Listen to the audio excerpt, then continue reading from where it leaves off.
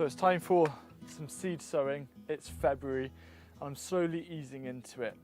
Now the really important thing you need to know is the health of the seedlings that you grow has a direct impact on the crops that you harvest later on. So you need to really pamper them. You need to make sure that they're stress-free, well cared for, don't become root bound, and give you the best opportunities for not only productive harvest but also really tasty harvest. So here are the 9 steps to master the simple yet crucial art of sowing seeds in modules.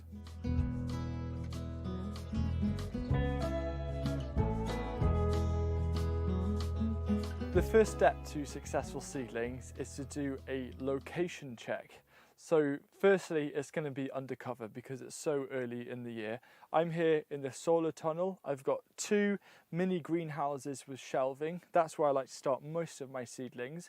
But don't worry, if you don't have an undercover place like this, if you have a sunny south-facing windowsill, that is going to work just as well. The only difference is when you do sow things, you'll need to rotate them twice a day just to avoid all the seedlings growing and bending towards the light. The other thing that's vital with seedlings is you need to be close to a water source. So if you have a hose or perhaps a water butt nearby that you can fill a watering can, then that's going to save you a lot of effort. So if you haven't got something like this set up yet, definitely prioritize that before sowing any seeds. The final thing you want to do is to make sure that you have a clear, clutter-free work area to start your seed sowing. Now this was full of stuff earlier this morning. We've put that all out of the way, so it is a nice clear surface to start it, because you need to think and approach it like a kitchen.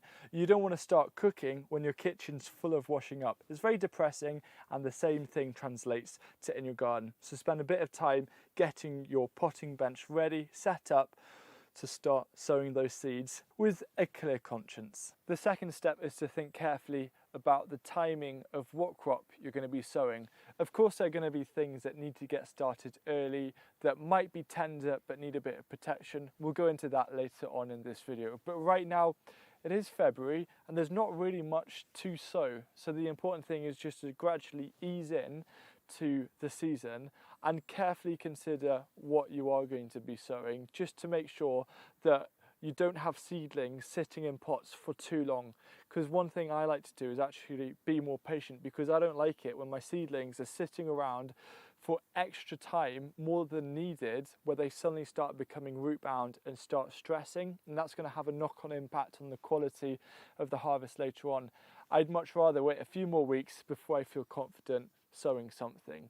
So the key consideration here is definitely timing. The next stage is to consider the module sizes for sowing your seeds. So you can get ones, these are around 30 millimeters in diameter. I find these actually too small. There's only a very small handful of things that I will start in this. Usually it's a bit of cosmos and then quickly plant it out. My go-to favorite is this size. I get this from Containerwise. These are the 40Ls, so I've just given them a rough measure. They're around 42 millimeters in diameter, and I find these to be the perfect size, because what I like to do is I like to grow on a seedling a little bit so it has around 4 to 5 true leaves before transplanting, and this gives the root space to do it. Whereas with this, I'm usually planting it out when it's very small. And when you have small seedlings, they're far more susceptible to things like frost damage, even if they're tender, and also slug damage. I like to just grow them a little bit on inside before planting them out. So almost everything is started in these, apart from dwarf beans, where very often I'll start these off in around 7cm pots. And then you have these, the deep cell. This is amazing for things like broad beans or fava beans, because they have a deep taproot that sends it straight down into the bottom, whereas if you're growing them in these, they wouldn't have the root space. So basically for broad beans and runner beans, these deep cell trays are my absolute go-to, and they work a dream, and they're nice and sturdy as well, so I can just pick it up with one hand, pick another one in the other hand, and head to the planting location. This next step is all about simplicity, and very often I see this way overcomplicated, and it's about the compost that you use when you sow seeds.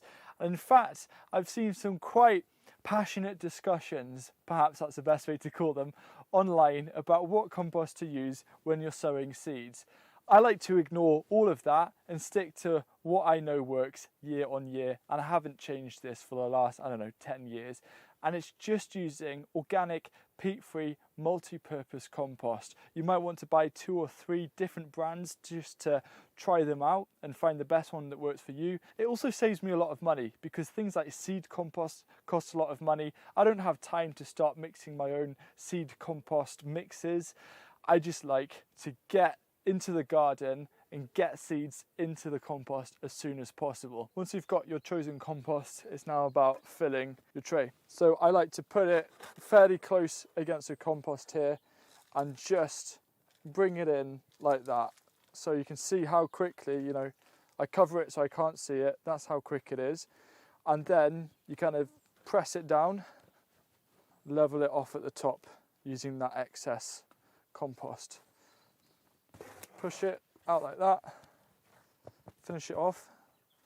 Now that is nice. I like to have it fairly firm just so it means you don't want to have really light fluffy compost, because when you're taking out the module with all of the roots, very often the compost will just fall apart into nothing, and that does a lot of damage because you really want to transplant seedlings as carefully as possible. So by pushing down like this and making sure that there is, you know, a nice amount of compost in there, it's going to be nice and firm for the roots, but again, not too firm where they won't grow. Now this isn't actually ready for sowing yet. What I like to do is to give it a good water, and the most effective and also lazy way of doing it is filling an empty tray with around 2 to 3 centimeters or 1 inch of water and sitting this in and leaving it for a few minutes, and it's going to soak up all of the moisture. This has been soaking for around 3 or 4 minutes and it's brought up all the moisture, and what that actually does is, firstly, it ensures consistent moisture throughout. You don't want dry pockets. The other thing that it does is it makes it much easier when it comes to making holes. So what I usually do is I'll just go through using my fingers like this, keeping it really simple. Now one of the most important things you've got to understand is that if you plant a seed 1 centimetre deep, 2 centimetres deep, maybe even 3 centimetres deep, it doesn't really care how deep it is, because in nature seeds aren't planted perfectly. They sometimes sprout on the ground and they'll still grow into a tree. So don't worry too much about depth, but of course you want to aim for an approximate. So there's going to be a chart right here that shows you the approximate depth for all of the different crops, so you get a good understanding of what to do. So I've got my seeds here. I'm sowing some radish. And radish is something that I always like to multi-sow. Multi-sow is a very popular method of sowing seeds now, mainly because you massively increase the amount of crops you can grow and start off in a small area. Now it was actually made popular on quite a few commercial growing operations, and then Charles Dowding has really very much brought it into popularity. And there's a chart here that I've used that's my adaptation of multi-sowing with the amount of seeds I like to put into a module depending on the crop type. But again, I don't spend ages counting out every single seed. I just use it as an approximation. So all I do is I got my seeds and then I just go through like a pinch of salt until roughly 4, 5 or 6 fall into each hole. And then I just do the whole tray in one go. The seeds have been sown, and then I put over a layer of compost. I've patted it down gently, and then the final thing I did was just give a quick water over the top, because we remember earlier we've already soaked the base, just so there's a nice even balance of water throughout. Now the next stage is, firstly, write a seed label, because it's so important. You might think that you remember, and I still do this all the time. I never learn. But do write a seed label just so you know, especially the variety and the time of year that you planted it, so you can use it to help build up a knowledge of what varieties work well. And so write a label and you actually just place that on the top. You don't place it in. The reason why is because of this cardboard. I've got some good solid cardboard here, and what I'm going to actually do is use this as an insulation layer. So one of the worst things to happen to seeds when you've planted them is for the growing medium that they're in, the compost that they're sown in, the worst thing to happen is for that to dry out, because that can really damage germination rates. So the easiest, the lazy way of working around that, rather than always coming up and making sure it's watered, is getting a bit of cardboard over the top, and then you just simply put 2 stones either side, and that stops any evaporation, which makes it so easy for you. And now all I'm going to do is place this on the wire shelving, and the reason why is because wire allows air to come underneath, which will naturally root prune the seedlings, leading to a healthier plant and a better root mass when you then transplant it outside. Something many gardeners can experience, and I experienced this last week, is the joys of having pests such as mice, voles and birds. They particularly seem to be interested in the legumes that you plant, for example, peas and beans. In fact, I've had some voles run ravage with my recent peas and broad bean sowings, which you can see the destruction. So there's a few things you can do, but one of the best things you can do is, as high up on your shelving as possible, put your peas and beans, because they're most susceptible, and also think about how you can make little kind of net enclosures or be a little bit creative to protect them and stop things coming in. The next step is to look at protection. Now, you might only be growing hardy plants for the time being, but even if they do get frosted, it can knock them back a little bit. And again, you want to pamper them because you want to get the best results as possible later in the season. So there's a few different options in terms of frost protection. One is like a mini greenhouse like this. I've put the doors down, so that effectively creates an extra air pocket. Another thing you can do is, as a natural alternative, is you can use a couple of layers of hessian over whatever the structure is. Just drape it over in the same way that this covering is draping over that. You can use sticks to create a proper little structure. This works really well. Another thing you can do is you can get something like some cardboard, and also, top tip, keep all your frost protection right next to your seedlings, so you don't have to go into your garden shed or whatever.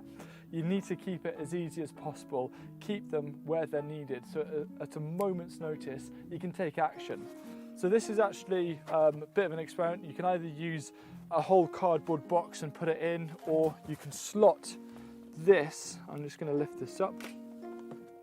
You can put this cardboard box into there, slot it in, and then I've got this wool left over from wool packaging, which I can then cover over the top like that to create a little insulated room. So really there's so many options to do it, and all of these options are completely free, just using waste materials that can also go on the compost pile. The last step in the simple art of sowing seeds in modules is about knowing what's coming next. You've got seedlings to look after, and then you'll also have seedlings to transplant, and both are equally as important as sowing the seeds. So in this video here, I show you how to look after seedlings, and then this video here is a no-nonsense guide to transplanting to get the best results, and I really hope these help.